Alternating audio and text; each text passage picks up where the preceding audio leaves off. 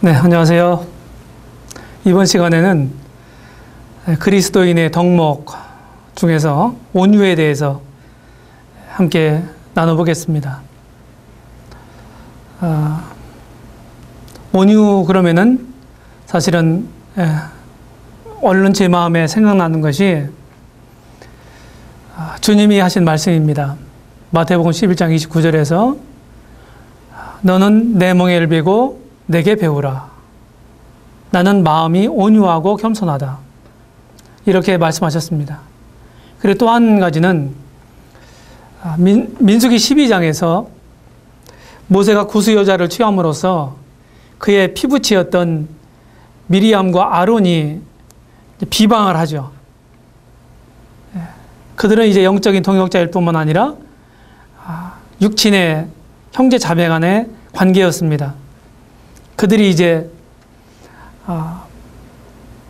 모세를 비난하게 되죠.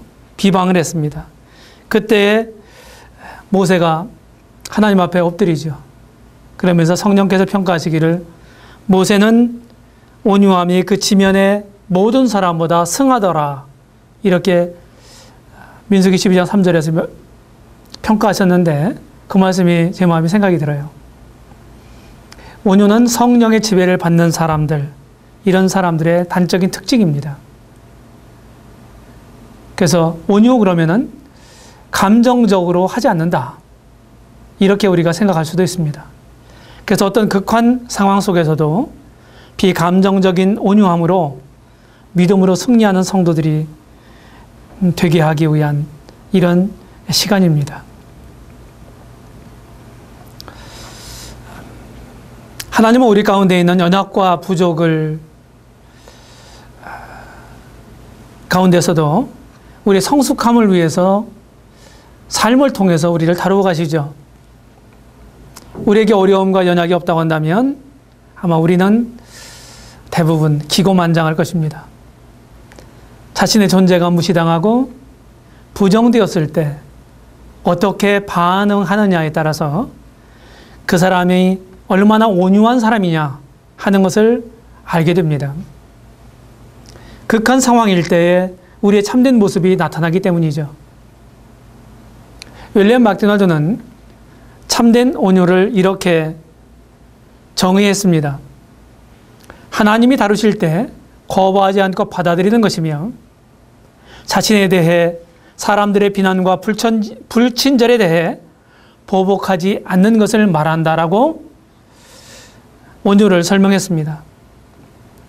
뿐만 아니라 BKC 주석에서는 온유한 자는 진실로 겸허하고 온순하며 자기들의 위치에 대한 올바른 인식을 가진 자들이라고 정의했습니다.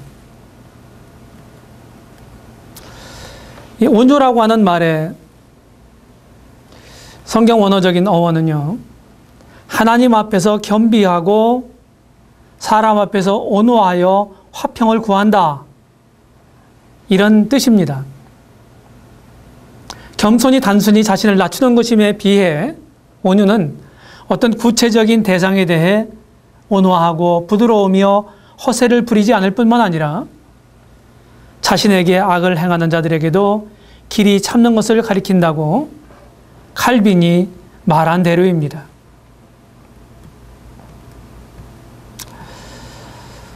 오늘은 이제 온유의 중요성, 그리고 두 번째 온유의 근원 하나님, 그리고 세 번째 온유의 신뢰, 네 번째 온유의 명령, 이렇게 네 단락으로 이 시간에 함께 하고자 합니다. 먼저 첫 번째 단락에서 온유의 중요성을 생각해 보겠습니다. 온유한 사람은 빛이 납니다. 그 온유를 위해 땀 흘리는 모습은 찬란합니다. 온유는 사랑의 본질입니다. 우리가 사랑장 그러면은 고린도전서 13장을 생각합니다. 고린도 13장에서 사도 바울이 말하는 세 가지가 있습니다.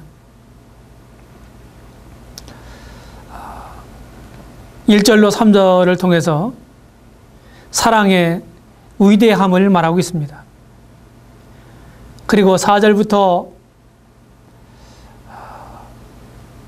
7절까지 해보시게 되면 사랑의 본질에 대해서 말씀하고 있습니다. 그리고 8절부터 마지막 절 13절까지는 사랑의 영원성에 대해서 말하고 있는 것입니다. 그 한글 개역 성경 사랑의 본질에 대해서 말하는 첫 번째 구절에서 4절에서 사랑은 오래 참고 사랑은 온유하며 투기하는 자가 되지 아니하며 사랑은 자랑하지 아니하며 교만하지 아니하며 이렇게 말씀하고 있습니다. 사랑은 온유하다. NIV 영어 성경에서는 사랑은 친절하다 이렇게 번역했습니다. 우리말 표준 세변형에도 사랑은 오래 참고 친절합니다 이렇게 온유하며 개역판 번역을 친절합니다라고 번역한 것입니다. 친절의 반대말이 불친절이죠. 예. 불친절한 것은 온유하지 못한 처사죠. 온유는 사랑의 본질입니다. 그래서 우리가 사랑으로 행하고자 한다. 사랑이라는 말은 그냥 우리가 그냥 동전 몇 입을 던져주는 이런 적선 차원이 아니라 사랑은 그 사람의 됨됨이요 인격이라고 하는 것입니다. 온유는 이제 믿는 사람들의 덕목입니다. 디모데전서 디도서 3장 2절에 보게 되면은 아무도 회방하지 말며 다투지 말며 관용하며 범사의 온유함을 모든 사람에게 나타낼 것을 기억하게 하라고 바울은 디도에게 권면합니다. 범사의 온유함을 모든 사람에게 나타내라고 말씀하시는 것입니다. 범사에 내 마음에 들을 때만 내 감정이 좋을 때만 그런 게 아니라 범사의 온유함을 특정한 사람들에게만이 아니라 모든 사람에게 나타내라고 성경은 가르치고 있는 것입니다. 뿐만 아니라 베드로전서 3장 4절에서도 오직 마음에 숨은 사람을 온유하고 안정한 심령에 썩지 아니할 것으로 하라고 말씀하시고 이는 하나님 앞에 값진 것이니라. 우리의 속사람을 온유하고 안정한 심령에 썩지 아니할 것으로 해라. 온유하지 못한 것은 썩을 것이고 육신적인 것이고 세상적인 것입니다. 근데 온유는 썩지 아니할 것입니다. 바로 온유는 말 그대로 우리 한자어로 따뜻할 온자에다가 부드러울 유자입니다. 따뜻하고 부드러운. 이것은 화를 내고 성급하게 하고 불친절하고 이제 이런 말하고는 거리가 먼 것입니다. 뿐만 아니라 이 온유는 일꾼의 자질입니다. 디모데후서 2장 24절에서 바울은 이렇게 말합니다. 마땅히 주의 종은 다투지 아니하고 모든 사람에 대하여 온유하며 가르치기를 잘하며 참으며 이렇게 말씀하고 있는 것입니다. 모든 주님의 종은 모든 사람에 대해서 온유하다. 사역의 현장에서 별의별 사람들을 다 만나게 되죠. 우리 마음을 긁어놓는, 우리 감정을 상하게 만드는, 그리고 우리의 인격을 모독하는 이런 사람들조차도 있을 수 있습니다. 그럼에도 불구하고 화내지 않고 마음의 평정심을 잃지 않는 사람, 이런 사람이 온유한 사람이고 하나님의 일꾼은 그래야 된다고 성경 가르치고 있는 것입니다. 디모데전서 6장 11절에서 오직 너 하나님의 사람아 이것들을 피하고 의와 경건과 믿음과 사랑과 인내와 온유를 조치며 여기 영적인 이런 것들을 6가지를 열거하는 가운데 마지막에 온유를 조출하고 언급하고 있습니다. 바울은 이제 세상적이고 죄악적인 것들을 피하고 마땅히 좇아야 될 것을, 추구해야 될 것을 말하고 있는데 그 중에 하나가 온유라고 하는 것입니다. 온유는 하나님의 사람, 주의 종에 갖추어야 될 마땅한 자질인 것입니다. 뿐만 아니라 온유의 근원은 하나님이시라는 것입니다. 하나님은 온유하신 분이십니다.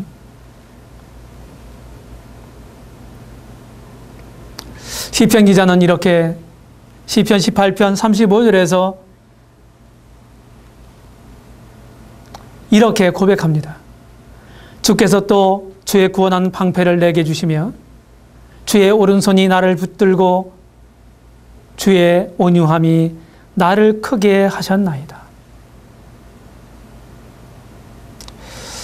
우리가 주님의 마음을 아프게 할 때가 얼마나 많은지요. 주님이 그때그때마다 우리 연약함을 보일 때, 우리가 실수할 때, 우리가 범죄할 때, 우리가 잘못할 때, 그럴 때마다 주님이 온유하지 못하시고, 하나님이 온유하지 못하시고 계속해서 우리처럼 그렇게 즉각적인 반응을 보이신다고 한다면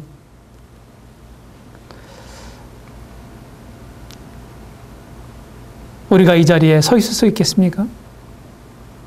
그럴 수 없는 것입니다. 영어 성경 NASB 미국 새 표준역에는요, 여기 주의 온유함을 당신의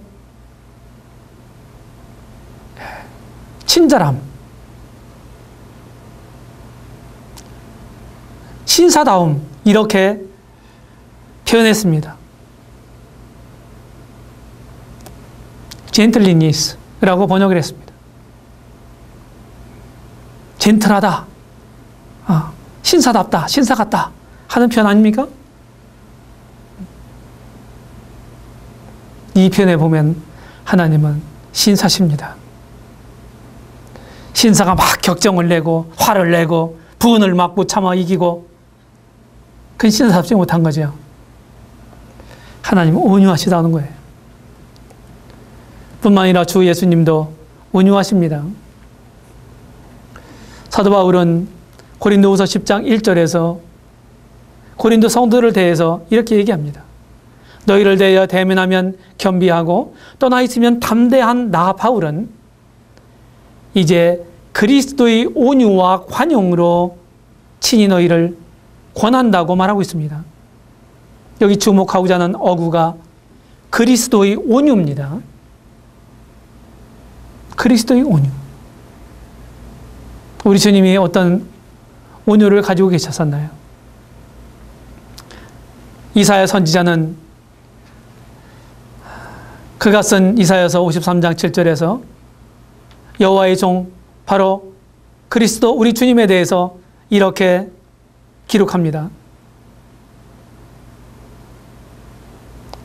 53장 7절에서 곤욕당할 때에 잠잠하셨다고 기록하고 있습니다. 그런 내용을 동일하게 사도 베드로는 2장 23절에 베드로전서 2장 23절에서 욕을 받으시되 대신 욕하지 아니하시고 고난을 받으시되 위협하지 아니하시고 오직 공의로 심판하신 자에게 부탁하셨다고 기록하고 있습니다. 욕을 받을 때 대신 욕하지 않고 고난 받으시되 대신 위협하지 않으시고 하나님께 이런 것을 맡겼다. 어떤 사람이 가능할까요? 온유한 사람만이 가능한 것입니다. 우리 주님은 그렇게 하셨습니다. 우리는 대부분이요, 나에 대해서 조금만 불이익한, 내 영역과 내 인격을 침해하는, 내 자존심을 침해하는 그런 말을 조금이라도 들으면 즉각 반응을 하는 것입니다. 그건 온유한 사람이 아니죠.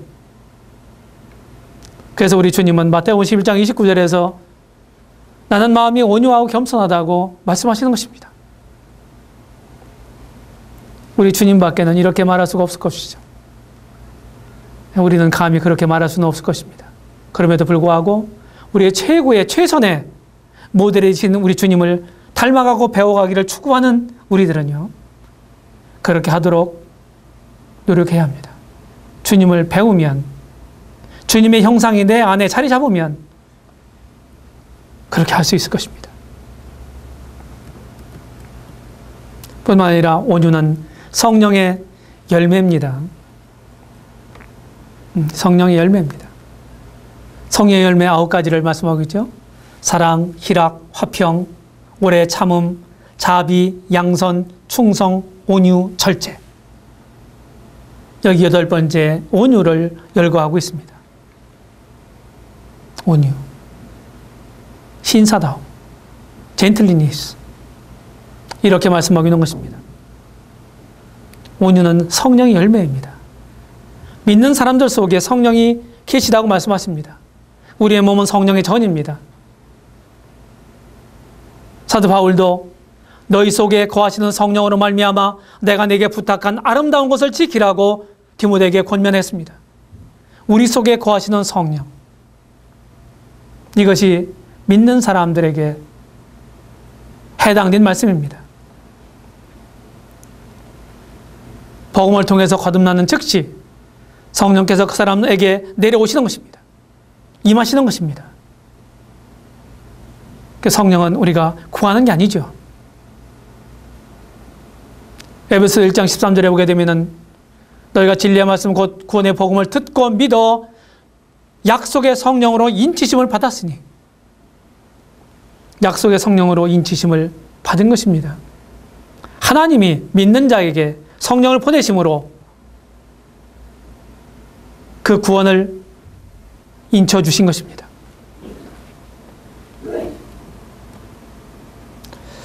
세 번째 단락에서 우리는 온유의 신뢰를 보겠습니다. 구약 성경에서 모세와 다윗과 에레미야를 생각해 보겠습니다. 이미 말씀을 드린 것처럼 모세는 자신의 동역자이자 고륙 친척인 미리암과 아론이 비방했습니다. 구수 여인을 취했습니다. 그것은 이스라엘 사람으로서 이방 여인을 취한다. 이것이 액면적으로는 이 비방거리가 될 수 있다고 생각할 수가 있습니다. 근데 거기에는 아마 숨은 뜻이 있을 것입니다. 왜냐하면 하나님께서 미리암과 아론의 비방에 찬동한 것이 아니라 모세의 편이 되어주시고, 그리고 미리암에게는 문둥병이라고 하는 이런 질병으로 그를 징계하셨기 때문입니다. 우리가 알 수 없는 하나님의 뜻이 있을 거예요. 그런 가운데서도 형 그런 거 아니야, 이렇게 자신을 변호하고 그 외번난 것에 대해서 마음이 상하고 진짜 그럴 수가 있냐고 이렇게 말할 수 있는 상황이었음에도 불구하고 모세는 그렇게 하지 않았다는 거예요. 왜 그랬습니까? 그가 온유한 사람이었기 때문입니다. 감정이 일어나는 상황 속에서도 감정을 내지 아니하고 감정의 지배를 당하지 않는 이런 모습을 모세는 보였던 것입니다.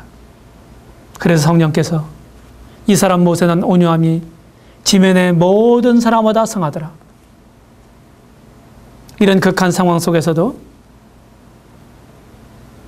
우리의 격정이 속에서 일어날 수 있는 여지가 있음에도 불구하고 그의 마음의 평정심을 잃지 않고 온유함을 나타낸다는 것은 아무나 할 수 있는 것이 아니죠. 뿐만 아니라 다윗도 온유한 사람이었습니다. 자신을 저주하는 사람들, 이런 사람들입니다. 이때는 다윗에게 힘이 없어서가 아니라 그들을 징벌할 수 있는, 처단할 수 있는 힘을 가지고 있었음에도 불구하고 그들에 대해서 내버려 두라고 말하는 것입니다. 보복할 수 있음에도 불구하고 그 힘을 남용하지 않았습니다. 그게 누구입니까? 온유한 사람이었기 때문입니다. 사무엘하 16장 11절에서 아비새와 모든 신복에게 이르되 내 몸에서 난 아들도 내 생명을 해하려 하거든 하물며 이 베냐민 사람이랴. 여호와께서 저에게 명하신 것이니 저로 저주하게 버려두라고 말하고 있는 것입니다. 얼마나 훌륭한 태도예요. 다윗은 참으로 온유한 사람이었습니다.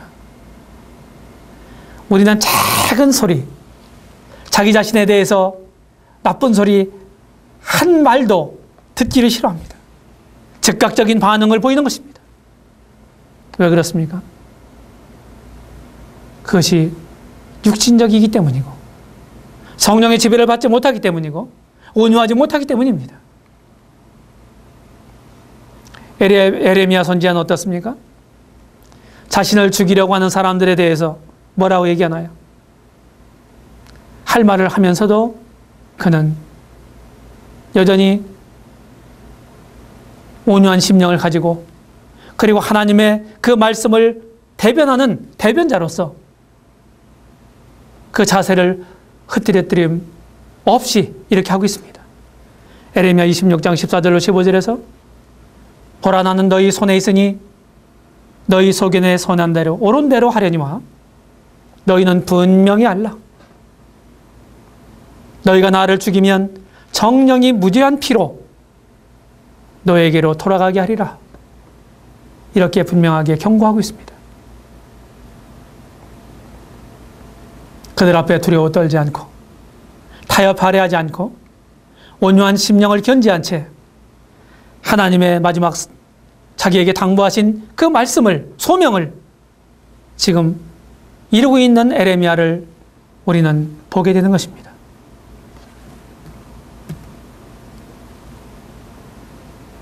우리가 온유함을 때마다 상실하게 되면 틀림없이 하나님의 뜻을 이룰 수가 없을 것이고 하나님의 일을 그르치게 될 것입니다. 신약에서도 우리는 스데반과 바울을 만나게 됩니다. 이들이 참 온유함이 충만했던 사람들이었습니다. 스데반은 자신을 죽이는 이런 사람들을 향해서 뭐라고 얘기합니까? 저희가 돌로 스데반을 치니 스데반이 부르짖어 가로되 주 예수여 내 영혼을 받으시옵소서 하고 무릎을 꿇고 크게 불러 가로되 주여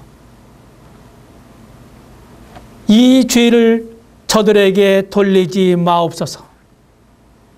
이 말을 하고 자니라.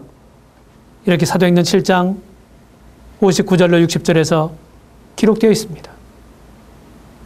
자신을 죽이는 사람들, 돌로 쳐 죽이는 사람들, 이 사람들을 위해서 기도하는 스데반. 그는 그들을 저주하지 않고 이와 같은 행위를 하는 것을 하나님이 너희에게 상당한 보응을 주실 것이다. 이렇게 말하지 않고 그들을 위해서 오히려 기도하는 스데반을 만나게 됩니다. 자신의 평정심을 잃지 않았던 것입니다. 바울은 또한 디모데후서 4장 16절에서 바울이 잘 나갈 때는 많은 사람들이 그와 함께 했습니다.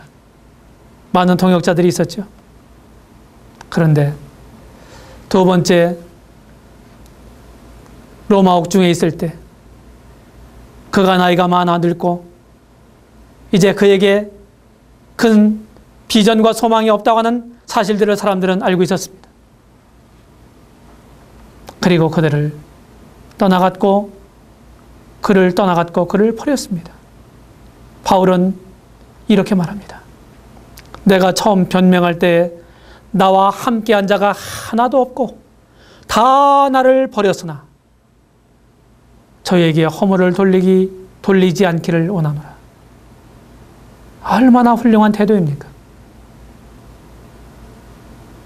자신에게 등을 돌리고 혹시 자신을 배신한 사람들이랄지라도 그들에게 온유한 태도를 주님의 사랑하는 마음을 그가 견지하고 있었던 것을 보게 되는 것입니다. 우리는 네 번째 마지막 단락에서 온유의 명령을 보게 됩니다. 우리는 온유한 인격이 필요하죠. 온유한 사람이 필요한 것입니다.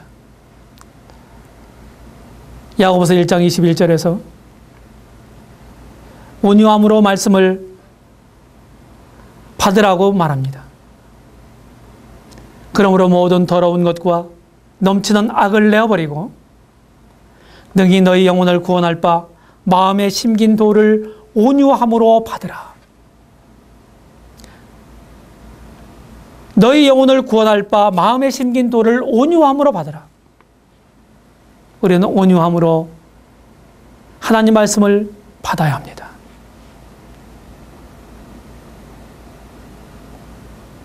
내가 생각하는 대로 전해주지 않는다고, 내가 생각하는 대로 말하지 않는다고 사람들은 거기에 대해서 분개하고 판단을 합니다. 성경을 그런데 잘 보십시오. 중요한 것이 무엇입니까? 내 입맛에 맞게 전해주는 게 아니라 하나님이 우리에게 지금 무엇을 말씀하고 있는가에 주목해야 합니다. 온유함으로, 간절함으로 하나님 말씀을 받아야 하는 것입니다. 뿐만 아니라 골로새서 3장 12절에서 그러므로 너희는 하나님의 택하신 거룩하고 사랑하신 자처럼 긍휼과 자비와 겸손과 온유와 오래 참음을 옷 입으라고 말씀하고 있습니다. 여기 그리스도인들이 입어야 할 5가지 덕목을 말씀하고 있는 대목에서 5가지 중에 온유를 언급하고 있습니다. 하나님이 택하신 거룩하고 사랑하신 자, 누구입니까? 거듭난 크리스찬입니다. 그들은 온유해야 합니다. 온유로 옷 입어야 하는 것입니다. 뿐만 아니라 에베소 4장 2절에서 성령의 하나 되게 하신 것을 힘써 지키라고 3절에서 말씀하고 있는데 이미 성령께서 믿는 사람들을 하나 되게 하셨습니다. 우리의 책임은 하나 되게 하는 데가 있는 게 아니라 이미 하나 된 것을 지켜가는 것입니다. 하나됨을 지켜가는 데에는 훌륭한 인격이 필요한 거예요. 거기 2절에서 모든 겸손과 온유로 하고 오래 참음으로 사랑 가운데 서로 용납하고 이 4가지를 말씀하고 있습니다. 모든 겸손과 온유로 하고 하나님의 교회에서도 크고 작은 일들이 생기죠. 크고 작은 문제들이 계속해서 발생합니다. 그 문제가 일어나는 그것 자체가 이상한 거다고 이렇게 생각할 수는 없습니다. 왜냐하면 우리 모두는 다 연약을 가지고 있고 잘못할 수 있는 사람들이 모여있는 공동체가 바로 교회이기 때문입니다. 어떤 일이 일어났을 때, 사건이 일어났을 때, 문제가 발생됐을 때 우리는 어떻게 해야 합니까? 온유한 마음으로 그런 것들을 우리가 다뤄야 하고 잘못된 자들을 온유한 마음으로 바로잡아야 하는 것입니다. 우리가 그렇게 하지 못할 때 긁어부스럼을 만들어서 작은 일을 큰 일로 비화시키는 경우가 때때로 있을 수 있습니다. 하나님을 지켜가는 중요한 덕목 중에 한 가지가 온유함이라고 하는 것입니다. 그래서 저는 이렇게 생각합니다. 어떤 경우에든지 화를 내는 것, 이것은 내가 패배하는 길이다. 화를 낼 일이 생긴다 할지라도 그럴 때에 내 마음에 평정심을 잃지 않는 것이다. 않는 것. 그리고 그런 마음 가운데서 내가 말하고 행동하는 것. 이것이 온유한 사람인 것입니다. 그 다음에 우리는 온유함 가운데 일해야 합니다. 이 말씀드린 것처럼 갈라디아서 6장 1절에서 잘못된 범죄한 형제들이 생깁니다.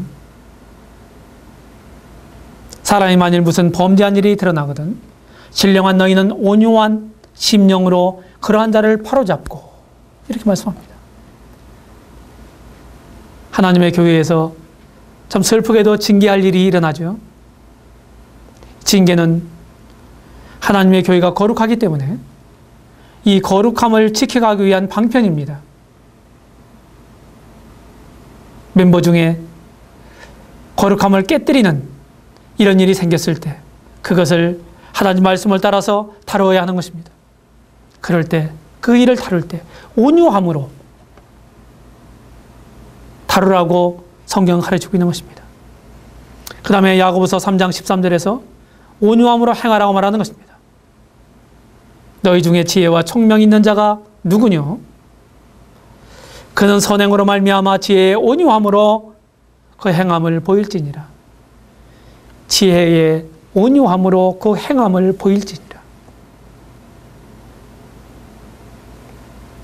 그래서 언제나 주님을 사랑하고 주님을 닮은 사람들은 과격하지 않습니다. 분내지 않는 것입니다. 베드로전서 3장 15절에서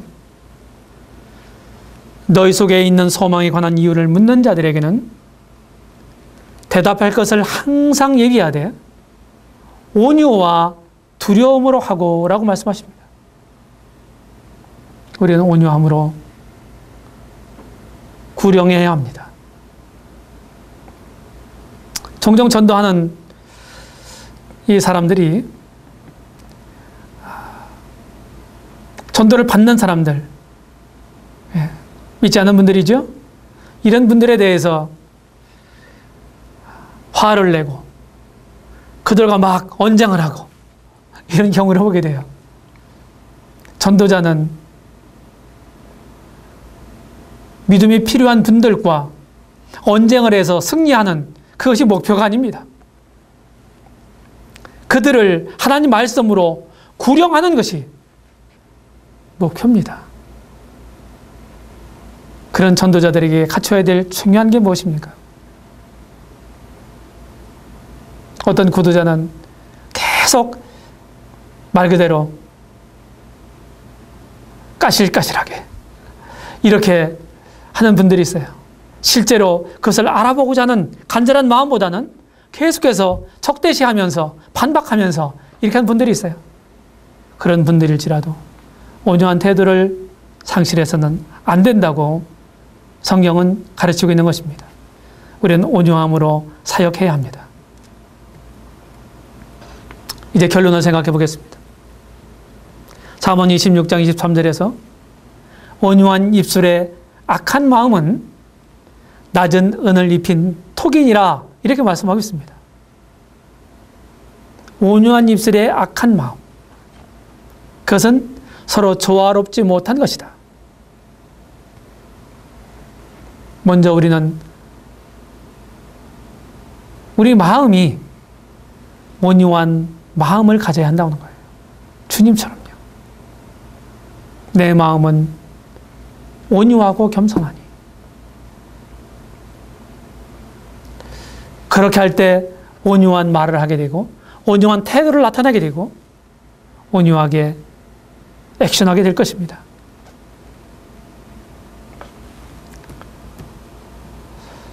예, 결론 첫 번째로 우리는 온유하신 주 예수님을 배워서 실제적인 유익을 얻고 화평한 삶을 살아야 합니다.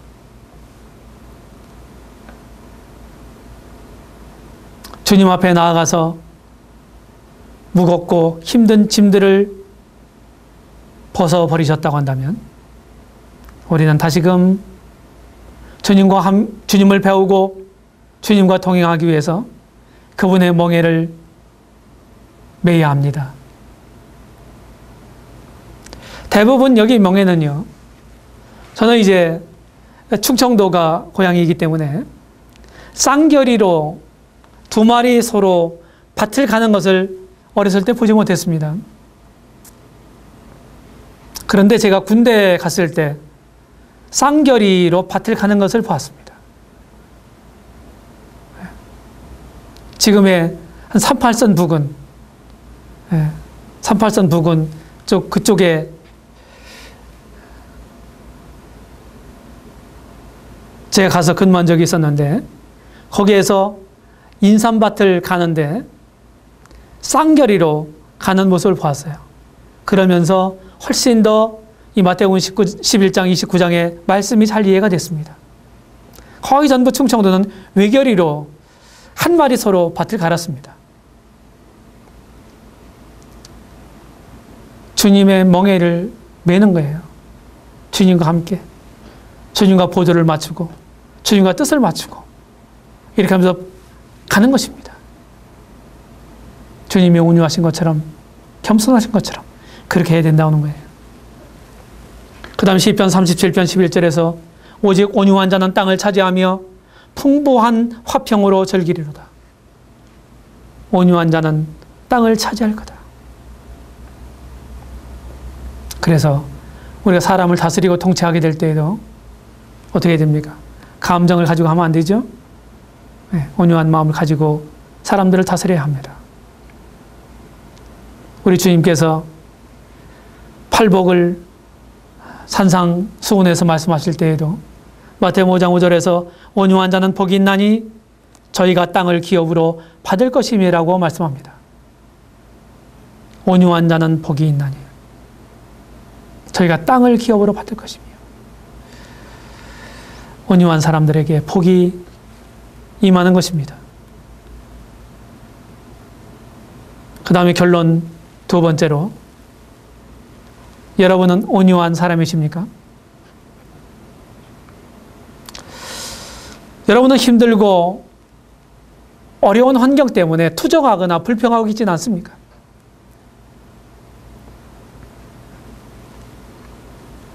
여러분은 자기 자신에 대해서 감정을 잘 다스리고 있습니까?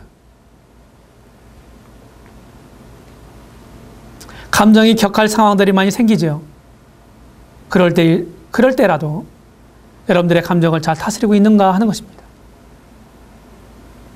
여러분들을 힘들게 하는 사람들을 온유하게 대하고 있습니까? 참 이런 것들이 쉽지가 않죠.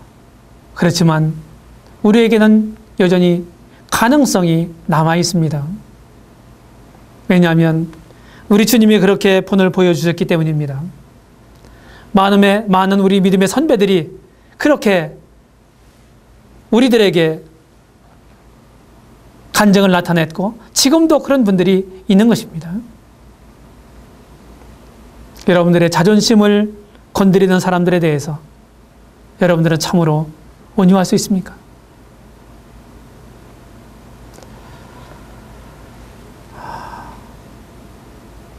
우리는 주님처럼 온유한 사람이 되어서 하나님의 뜻을 잘 성취하는 사람들이 되기를 바랍니다.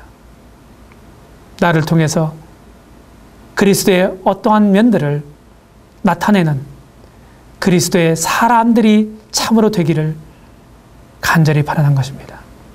감사합니다.